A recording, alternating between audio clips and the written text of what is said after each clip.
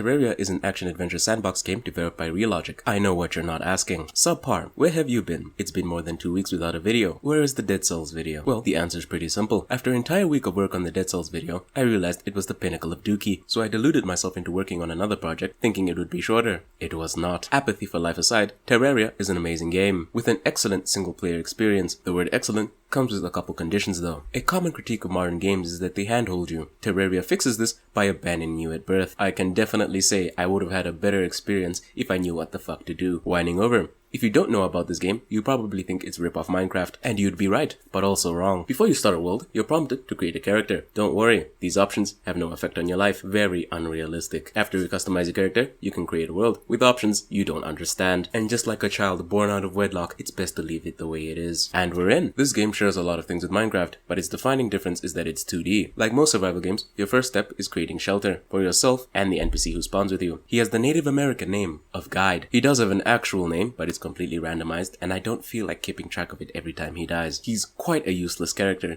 Not once has he proven useful to me. Future me here. I learned, way too late, that you learn crafting recipes from him, but he still requires a home. If you don't, he will get robbed of his life by doctors and surgeons. What are the criteria for a home? Well, that's an excellent question. The game answers to this by telling you to go fuck yourself and hiding the menu you need to tell if your house is suitable under 2 layers of UI. Even then, all it does is tell you if your house is Haitian or not. The criteria, I had to open the wiki to find, by the way, this is gonna be a common theme in the video, says it needs to be an enclosed room with certain dimensions, a table, chair, and some lights. Very doable. I thought I could do this by simply digging down and putting a table and chair down there. It did not work. This game operates on authoritarian policies, not allowing me to dig a hole in the ground and make someone rent it. Landlords are truly oppressed. I proceeded to make a crafting table, or bench, or whatever copyright infringement dodging phrase they implemented into the game. I used this to make some armor out of wood, which is the equivalent of spitting on yourself before a fight to implement a morale debuff on the other person. I also decided to craft some torches. The only time in the game I will ever craft torches. For some reason, every creature, pot, chest in this world has torches. You could kill a god and he would drop torches. I get my shack up and running in a nick of time for nightfall, which, just like Minecraft, is where most monsters spawn. Terraria's monsters, though, are quite unique. Not in gameplay mechanics, but in the particular way they make me itch my balls, as monsters phase through my attacks and descend upon me at unavoidable angles. Common enemies are zombies, who would be threats if they knew how to open doors, and wandering eyeballs. This was all recorded before they were all poached for that one Mr. Beast video. Realizing I was hitting them with an in-game version of a broom, I decided to start mining. I learned way too late that I was actually supposed to go spelunking rather than making my own mine,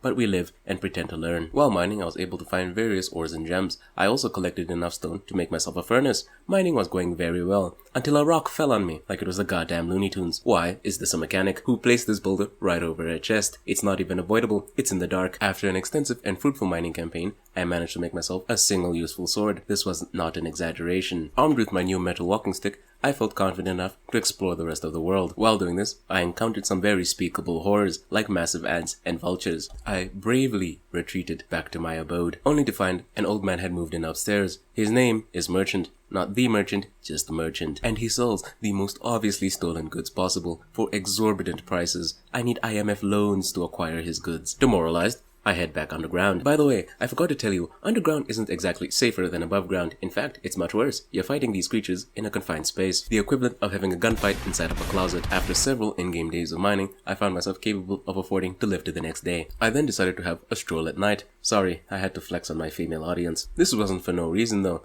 I did find a bunch of these fallen stars. Collecting 5 of these, you're able to craft mana crystals, which can be used to upgrade your mana. Mana is used to power your magic items. This would have been useful. Sadly, the only magic item I have is the vitriol I carry for those doing better than me. After being thoroughly thrashed by RNG, I decided to regroup and change my game plan. This isn't Minecraft. Why am I playing it like it is? I went to the desert, collected some cacti. I even made it all the way to the doorstep of the jungle biome. Why only the doorstep? Dear Realogic, I have a certain question. There are several mobs in this game. You can gauge the threat of these by simply looking at them. Please tell me why bats do that much damage, and why you thought it was best to spawn them in flocks, descending upon me like debt collectors after they see how much I owe to Robin Hood, the trading app, not the British dude. I've heard from a friend That's a lie. I don't have those. That the best way to gain items in this game is simply kill mobs, and I did just that. One must imagine Sisyphus trying to obtain a useful weapon. After an entire night of grinding, I got a hand on a stick. Despite my previous comment, it actually proved quite useful. It helped me explore the snow biome, which is quite treacherous, not because of the mobs or anything, just the massive gaping holes in the ground. They're not unavoidable, they just trigger something within me. I also made it to the corrupted zone. Apparently, according to the wiki, the game never explained this zone will slowly but surely envelop your world. This is undesirable because it spawns Eaters of Souls. No, not the sorority kind, these kind. They refuse to let me explore to an infuriating level. You want to scale down and explore some caves? Yeah, no. The only thing they hate more than you is actual progression. I get back, and another bum has moved into my house. It's the Demolitionist. As you can probably guess, he sells explosives. Confused on why he spawned,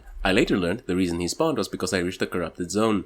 His explosives are very important to its exploration early on in the game, as no pickaxe you can currently craft can get through corrupted blocks. He would be very useful if he didn't charge the life of a white child from Eastern Europe. Not extremely cheap, and not extremely expensive, just very inconvenient. Knowing what I had to do, I decided to mine some more, and discovered booby traps. Whoever placed these didn't even take the minerals, he just lives for inconveniencing me. Oh, purple glowing ore. And I can't pick it up. This mineral is called demonite. I can't pick it up because my pickaxe isn't strong enough. I need a demonite pickaxe or higher to mine it. I hope you see the problem here. Deluded with the possibility of actually making progress, I dug so deep I found Ukraine. So I headed back to the surface and made myself a platinum pickaxe. No, it cannot mine demonite, so I went exploring again and found myself in the warmest Canadian summer, and just like Toronto, everyone was trying to stab me. I got some cool gear though, and just like that, back to the mines. I dug deeper and deeper. I'm pretty sure at a certain point I started tweaking because I saw a fairy lead me towards a chest. Looking back at the footage, it was not the cocaine, there was an actual fairy. I actually dug so far, I found myself in the desert biome. Here, I found a life crystal, which you can use to increase your max amount of HP. This upgraded me from one shot to one shot with pizzazz. I also found this mandible, so I could stop using a corpse as a weapon. I also beat some dude in a hat to death, and instead of jail time, I got an achievement, which filled me with a lot of glee. I went home and found 3 more bombs. I would evict them, but apparently they have squatter rights. My home, now being a haven for the unemployed, drives me to explore the ice biome, which was a good decision because that's where I found the agile ice blade. It shoots a projectile as well as a melee attack, the equivalent of throwing an ice cube at a person before beating them over the head with an icicle. Exploration in the ice biome is very entertaining because I feel the need to waterboard myself as I dig deeper and deeper, creating air pockets as I go. After the most calming Guantanamo Bay experience, I had to surface and encountered a blizzard. Blizzards, rain, or sandstorms are one of the events that can happen in this game, causing hordes of enemies to spawn and some unique enemies. At least that was the plan from the developers. I went straight back home. I then went to the corrupted biome to kill a bunch of Eaters of Souls and got myself some paper mache armor. But more importantly, I went to destroy a crystal orb to drop a musket and some ammunition. Why did I go through all that effort to obtain one of the Founding Fathers' weapons? Obtaining a weapon, specifically a gun in this game, triggers the spawning of the weapon dealer, who I then bought a mini shock from, which is this game's version of machine gun that uses ammo that costs absolute peanuts. It's a good thing I got it just now because we are about to encounter our first blood moon. Blood moons cause biblical amounts of enemies to spawn. You might think you're safe within your Chinese real estate, but you'd be wrong. They can kick a door down. It's best not to fight them in your house, as occasionally NPCs can get involved and get killed. Their death isn't permanent, but it sure is an inconvenience. Blood moons are actually the perfect time to farm materials and money, so grab your gun and go out and show those Girl Scouts, demons, what you're made of. After that fiasco, I then chose to explore the jungle. My expectation was to face some primates chimping out. But no, bees everywhere. Large bees, small bees, and the occasional massive Venus flytrap. I then had the wonderful idea of fully exploring the map from left to right. Since we started in the center, I went left and discovered the dungeon with a very cryptic old man who was very adamant about telling me about a curse I don't care about. I have no experience getting rid of curses, but sure, I'll help.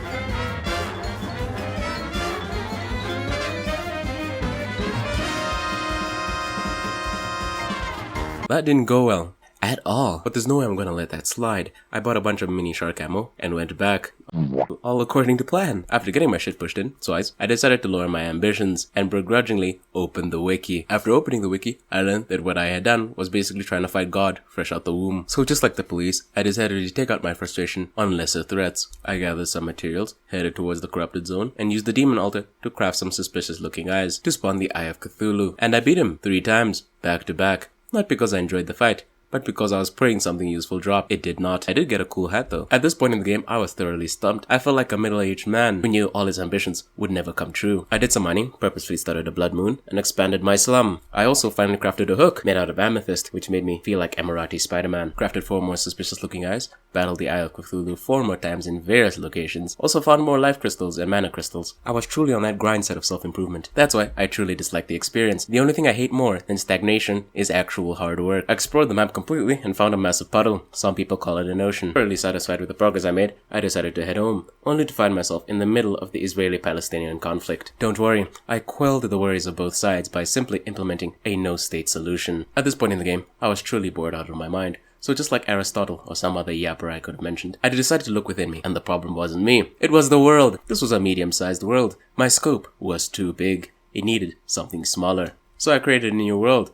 One of the best things about Terraria is that you can simply bring your character along with you to multiple different worlds. So I did all of that again. I built a house, mined, explored, until I felt I was ready to fight the Eater of Worlds, who can be summoned by destroying 3 crystal orbs in the corrupted biome. I spawned him, and the fight was going pretty poorly, so I went above ground for a breather, and he fucking disappeared. Not the best use of a limited resource, but we can try again. I summoned him for a second time, and used the fire wand to cheese the hell out of him. With his defeat comes the event where a meteorite crashes into your world, and towards the crash site, you can mine meteorite, which you can use to create meteorite bars. By the way, while you're obtaining this, don't stand directly on it. Also, you're going to be harassed by intergalactic panhandlers. I used these bars to make myself a laser blade. I'm surprised they haven't been sued for this. I felt confident enough to challenge Skeletron again with my upgraded mini shark. The mini shark can be upgraded into several variants, but this specific one is called the star cannon that uses fallen stars from the sky as ammunition. I also had a host of equipable abilities such as being able to run fast, hold onto walls, float, and some other damage buffs. You must be wondering why I mentioned this so late into the video. The reason is I forgot. During the Skeletron fight, I used the star cannon to give him that Belgian Congo treatment and then just shot his head. Some might call this cheap. I call it a deal. Defeating Skeletron gives you access to explore the dungeon. Why would you want to do this? I don't really know. The entire place is a massive death trap. Enemies can hit you through walls, massive pits you can fall into. Wait a minute, this is just Bosnia! I went home and got involved in the Turkish-Kurdish conflict. I solved this by reinstating the Byzantine Empire. I also found myself a pair of rocket boots, which allowed temporary flight. I used this to fly and explore a cloud, guarded by the least violent Italians. I don't even know why they're that violent. There's nothing up here worth guarding. I did get myself a sweet achievement though. The weirdest thing began happening. Slime fell from the sky. I thought it was some sort of farming event, so I gleefully partook in the slime. Only for a massive slime, called King Slime, to spawn and absolutely mollywop me. Such an embarrassing defeat to an actual beanbag. I knew something had to change. Like every man at the brink of suicide, I decided to get myself a pet. It's a really cute shark. No, but seriously, something had to change. So I went to the jungle biome, found a hive, destroyed the lava. Did I just kill a baby? Spawning the queen bee, and lost the fight. I refused to believe it was a me problem, so I decided to do it again, and got good.tm. This helped me obtain the bee's knees, which is a bow that fires bees that home in onto their nearest target. After this later success, I decided to explore some more and found this weird pool that sent me down to hell. Not metaphorical hell, actual hell. It was not a fun place. I'm pretty sure I saw Michael Jackson, so I went straight home. I made the common mistake of exploring the snow biome during a blizzard at midnight, and a deer clop spawned. He would have been a very difficult boss fight if I didn't have the exact tools needed to cheese him. High on my own success, I decided to explore the dungeon and got even more overpowered weapons, like sentries, which I used, coupled with those weird mana weapons provided by that strange old man who shows up in my house, to defeat the old one's army. It's been nothing but back-to-back dubs, if you forget all the losses. At this point in the game, my luxury Yugoslavian mass accommodation had many tenants, meaning I was raking in those doll hairs. Renovations? You're out of your mind. I need to spend ludicrous amounts of money on mini shark ammo. I was then told by a friend of mine, why am I lying like this? That the people with the same amount of hours as me have finished the fucking game. So I hopped into his world so he could show me some actual progress. We worked to acquire the Knight's Edge for both of us. That was a very short sentence. Sadly, the same cannot be said for the process to acquire Knight's Edge. You can see by this simple diagram, it took a little bit of effort. It would be a shame if the game did this again, but to a greater extent. Haha, we built a platform in hell and got some totems so we could sacrifice our guides. Why this is a requirement? I don't know. We did this to spawn the wall of flesh, and we honorably jumped him. At this point, we probably should have stopped and regrouped. However, as a landlord, I felt the need to keep sacrificing tenants, but we fought him again and again and again, systematically wiping out most of our tenants. The single mothers went first. Fighting the wall of flesh isn't for funsies though. Once you beat him, he drops a weapon required to break demon altars so new ores can spawn. His death also marks the beginning of hard mode. The previously mentioned new materials are actually hard as shit to find, especially for players like me who refuse to use spelunker potions